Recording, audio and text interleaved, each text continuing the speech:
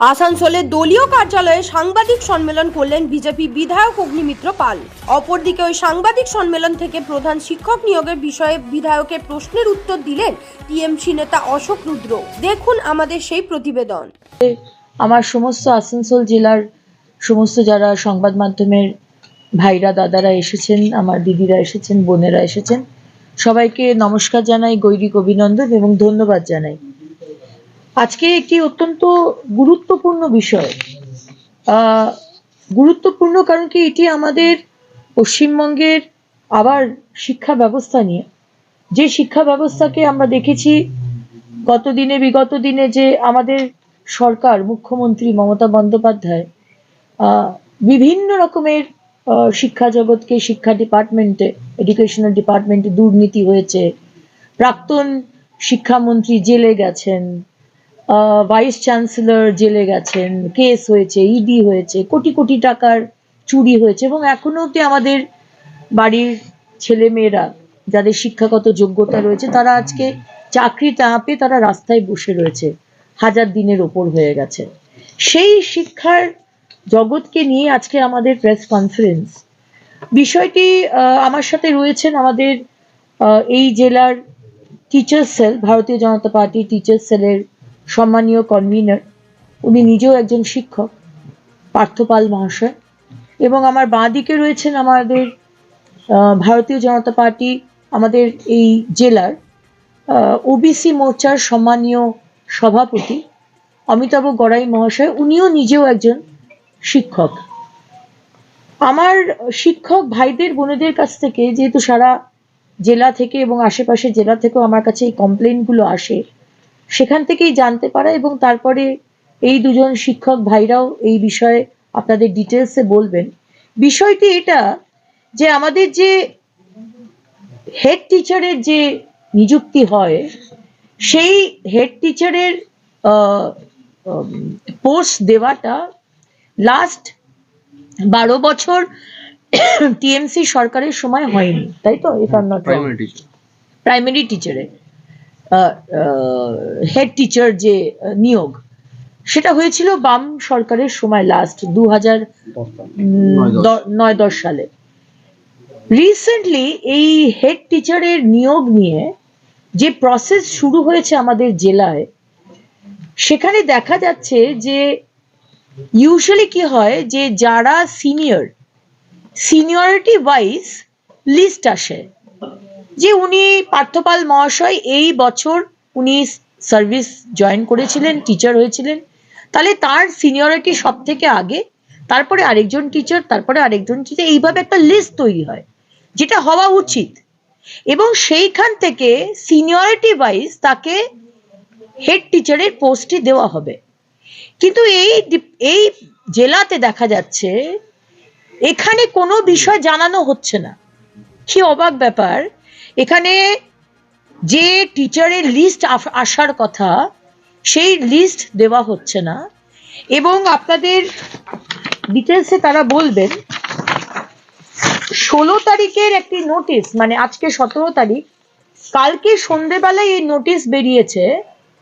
এটি হচ্ছে কাকসা 1 এবং উকড়া, 17 তারিখ কাকসা 1 এবং উকড়া সার্কেলের আজকে হচ্ছে তাদের কাউন্সিলিং হচ্ছে, এবং কাকসা 2 এবং জামুরিয়ার কালকে। ইয়েস্টারডে মানে গতকাল সন্ধ্যেবেলায় নোটিশ বেরোচ্ছে, আজকে তাদের কাউন্সিলিং, অথচ হেড টিচারদের স্কুল থেকে যে লিস্ট বেরোনোর কথা কিন্তু কোনো লিস্ট নেই। তাহলে আমাদের প্রশ্ন হচ্ছে, আপনাদের কাছে কোনো লিস্ট নেই, কে সিনিয়র টিচার, কোন স্কুলে সিনিয়র টিচার, আপনার কাছে কোনো লিস্ট নেই, তাহলে আপনারা নিয়োগটা করছেন কিভাবে, পোস্টটা দিচ্ছেন কিভাবে?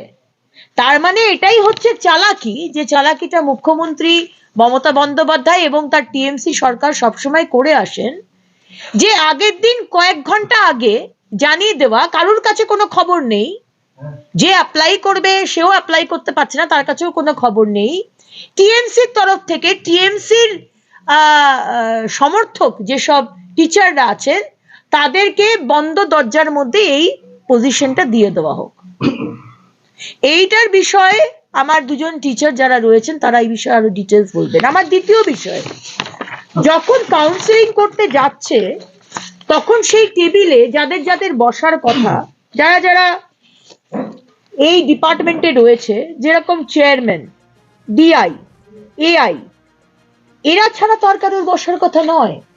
কিন্তু সেখানে দেখা যাচ্ছে টিএমসি সেখানকার কাউন্সিলর, তাই তো, সেখানকার টিএমসির পদাধিকারী, সে সেই টেবিলে বসে রয়েছে এবং সেখানে বসে থেকে যখন একজন টিচার গেছে তখন তাকে সে টিচার তাদেরকে বলবে এই লিস্ট, আপনি কোন স্কুলের হেডমাস্টার হতে চান, মানে হেড টিচার হতে চান, তিনি বলবেন আমি এখানে।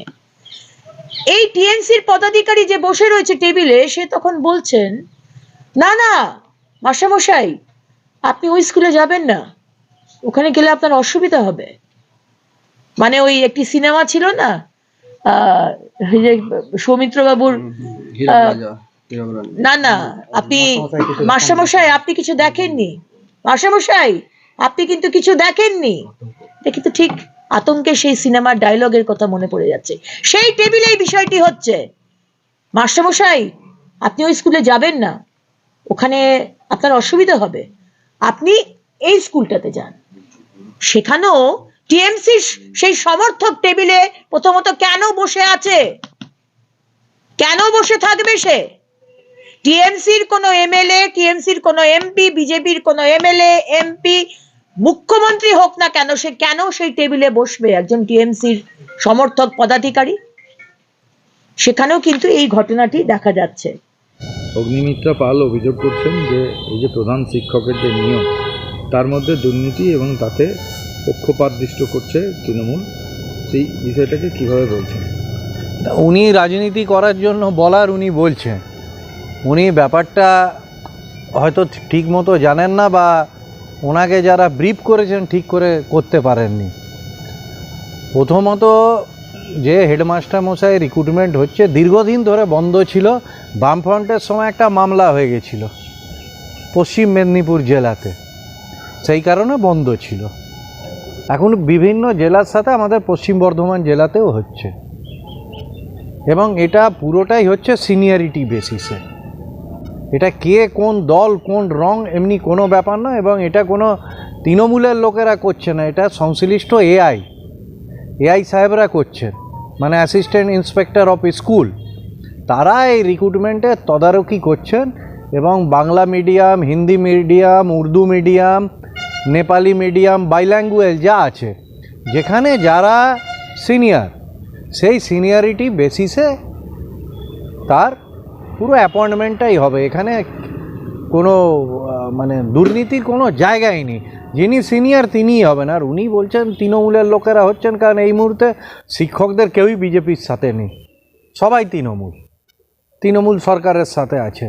অতএব সিনিয়রিটিতেও দেখা যাচ্ছে সবাই তৃণমূলকে যারা সমর্থন করেন তারাই আসছেন। তাই উনি একটা ভিত্তিহীন মানে কোনো হাতে সেই ধরনের কোনো কাগজপত্র না থাকা উনি বলার জন্য, রাজনীতি করার জন্য উনি বলছেন, এমন কোনো ব্যাপার নেই এখানে। আসানসোল থেকে ওয়াসিম খানের রিপোর্ট।